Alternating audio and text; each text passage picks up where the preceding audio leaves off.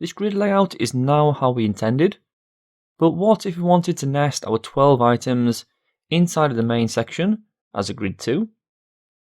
Let's give this a go and see what happens. If we go back over to our project and then reinstate our 12 items.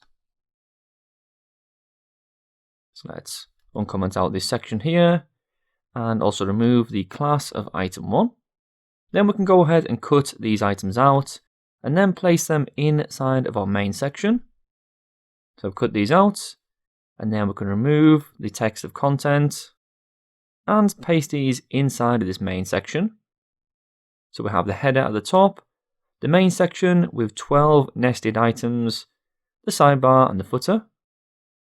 Let's see how this initially looks inside the browser.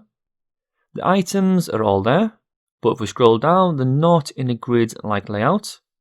Items are just displaying as block level elements. The main element is a parent for these items, so we can change the display type to be grid. Over in the CSS, let's go up to the main section, and then change the display type to be grid. And also we can give this a grid gap too. And let's add 5 pixels for the gap. So let's see what happens now with this in place, with a refresh. Okay, good, so now we have our grid gap here. Then we need to define how many columns and rows we want, just like we would normally do. This again is within the main section. So let's add the grid template columns. So let's go for repeat.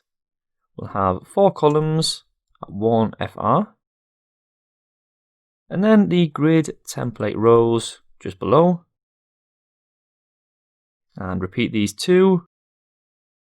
Then we'll just add 1 FR to add as many rows as necessary. And keep them all even too. Over to the browser, refresh. Good, so now we have nested our grid inside of the main content area. Just like earlier when we looked at Flexbox, the grid also allows us to have finer control over how individual items are aligned.